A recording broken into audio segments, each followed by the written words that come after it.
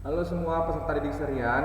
Oke, dalam video ini Serian akan membagikan review untuk penilaian akhir semester 1 kita ya. Nah, oke.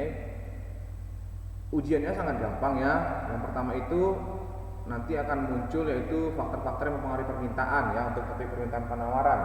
Nah, faktor-faktor yang mempengaruhi permintaan itu ada selera, tingkat harga, barang komplementer, perubahan distribusi pendapatan, harapan di masa mendatang, pendapatan, barang substitusi, jumlah penduduk, adat istiadat, dan intensitas kebutuhan. Itu dia. Kemudian juga jenis-jenis permintaan ya. Ada namanya permintaan kalau bentuk daya belinya ya, yang nanti saya bahas hanya bentuk daya belinya, yaitu permintaan efektif. Kemudian ada permintaan potensial, kemudian ada permintaan absolut. Nah, ini sudah kita pelajari sebelumnya, ini hanya mereview ya. Oke, yang selanjutnya adalah faktor yang mempengaruhi penawaran. Nah, apa aja? Biaya produksi, tingkat teknologi, tujuan perusahaan, kemudian pajak dan subsidi, selanjutnya kenaikan harga barang lain, kemudian persediaan sumber daya, kemudian munculnya produsen baru, kemudian kebijakan pemerintah, dan yang terakhir adalah promosi. Itulah dia faktor yang mempengaruhi penawaran. Nah, selanjutnya akan keluar itu adalah bagaimana cara menentukan fungsi permintaan dan fungsi penawaran. Nah, ini rumusnya. P kurang P1 per P2 kurang P1 sama dengan Q kurang Q1 per Q2 kurang Q1. Nah, bagaimana penerapannya? Nih, seperti ini dia contoh soalnya. Oke. Nah, di situ kan ada harga 4.000 dan 6.000, kemudian permintaannya 500 dan 400. Nah, penerapannya berarti ini P1 ya kan, ini Q1, ini P2, ini Q2. Nah, pakai rumus ini. Ya kan? Kurang 4.000 per 6.000 kurang 4.000. 6.000 kurang 4.000 sama dengan Q kurang 500 Q1 per Q2 kurang Q1. 400 kurang 500. Ya kan? Sehingga P kurang 4.000 sama dengan 2.000, Q kurang 500 sama dengan 100. Ini bagi. Ya, bisa dibagi nih. Oke. Nah, sehingga nanti dapatlah dia fungsi P-nya itu adalah minus 20Q tambah 14.000. Nah, boleh kita rubah ke fungsi Q, yaitu sama dengan 700 kurang 0,05P. Itulah tadi bagaimana menentukan fungsi permintaan dan fungsi penawaran. Nah, review yang selanjutnya itu adalah menghitung harga keseimbangan. Ini soalnya QD min 0,5P tambah 7,5, QS P kurang 3. Nah, kalau dikatakan keseimbangan, yang namanya keseimbangan sama. Berarti QD sama dengan QS. Maka 0,5P min 0,5P tambah 7,5 sama dengan P kurang 3. Maka dari sini cari P-nya. Nah, cari P-nya sehingga min 1,5P sama dengan min 10,5P. Maka P sama dengan min 10,5 dibagi dengan min 1,5, yaitu 7. Lalu kita substitusikan ke fungsi QD ataupun fungsi QS. Nanti hasilnya pasti sama. Oke, kita ke fungsi QD terlebih dahulu. Maka P-nya masukkan 7 sehingga QD-nya 4. Sekarang ke QS, P kurang 3 berarti P kurang 7 kurang 3 sama dengan 4. Sama kan? Nah, titiknya adalah Q, P ya, bukan P, Q, melainkan Q, P 4,7. Awas terjebak ya. Itu dia. Gampang ya? Nah, yang selanjutnya itu adalah keseimbangan pasar setelah pajak. Nah, keseimbangan pasar setelah pajak itu adalah QS sama dengan A tambah BP ya. Yang berubah itu adalah fungsi QS-nya ya. Nah, ini soalnya saya kasih. Maka keseimbangan tetap caranya sama, yaitu QD sama dengan QS, akan tetapi QS yang ini akan berubah nanti pakai yang ini jadinya ya. QS-nya akan berubah.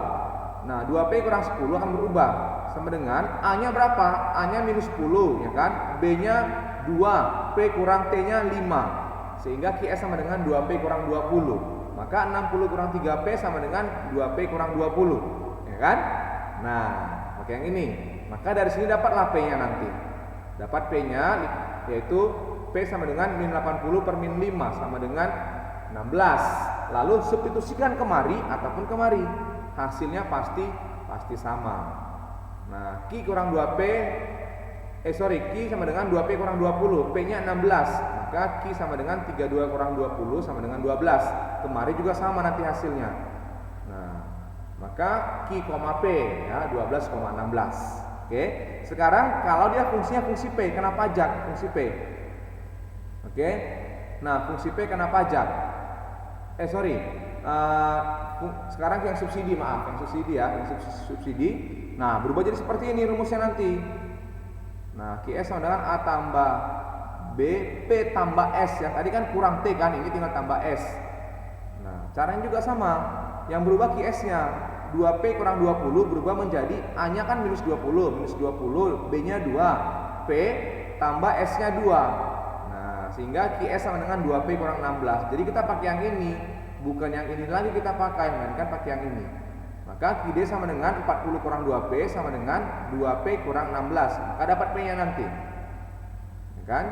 Maka dapat P-nya sama dengan 56/4 yaitu 14. Sama, substitusikan lagi kemari ataupun kemari. Hasilnya pasti sama.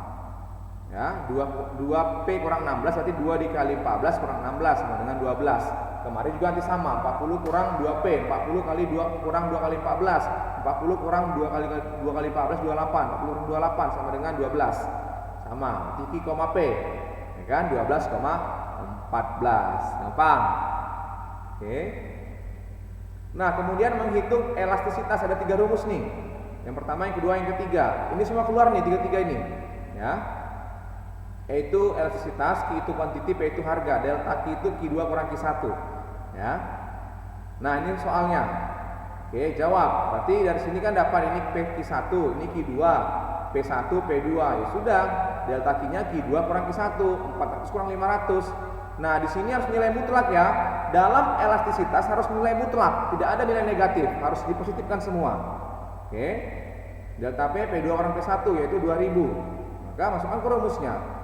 Delta Q-nya 100 per delta P-nya 2000 kali P1-nya 4000 per Q1-nya 500. Maka E-nya sama dengan 0,4 yaitu kecil dari 1 ini elastis. Jawabannya adalah D. Next yang selanjutnya, soal yang kedua. Nah, ini pakai rumus yang kedua, yaitu E sama dengan 1 per P aksen dikali P per Q. P aksen itu adalah turunan dari P. Berarti P aksen, turunan dari P ini adalah 4.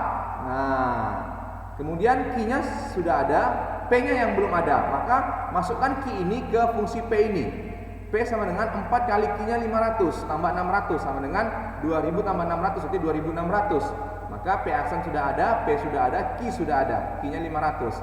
Berarti 1/4 dikali P-nya 2600 per Q-nya 500. Sehingga E sama dengan 2600 per 2000, yaitu 1,3, sifatnya elastis. Ya, jawabannya D. Gampang ya? Oke, next. Yang terakhir. Ini pakai rumus yang ketiga. Nah, Q aksen kali P per Q. Q-nya sama dengan 500 kurang 5P, maka Q aksennya adalah minus 5. Dimutlakkan jadi 5. Nah, berarti Q, cari Q-nya dengan masukkan P yang 800 ini. 5000 dikurang 5 kali 800. Maka Q sama dengan 1000. Udah masukkan ke rumus. Berarti E sama dengan Q aksennya 5 dikali 800 per 1000. Kan, maka E sama dengan 40 per 10 yaitu 4, sifatnya besar 1 elastis. Oke, gampang ya. Nah, oke, nah itulah tadi ya video reviewnya. Nah, selebihnya itu kamu bisa buka-buka lagi video yang sebelum-sebelumnya biar lebih detail ya. Yang pasti ini sudah semua reviewnya saya sampaikan sama kalian. Satu lagi biaya peluang, pelajarin ya biaya peluang. Kemudian masalah pokok ekonomi ada what, how, for whom, dan when. Nah, itu pelajarin ya. Kemudian circular flow, semua dari video pembelajaran yang sudah kita pelajarin. Oke, terima kasih ya, tetap semangat. Semoga nanti kalian bisa menjawab soal penilaian akhir semesternya dan semua dapat berjalan dengan lancar.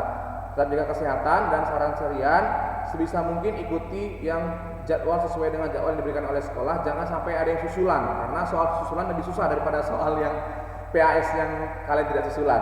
Oke, terima kasih ya. Sampai ketemu dalam video pembelajaran selanjutnya. Bye.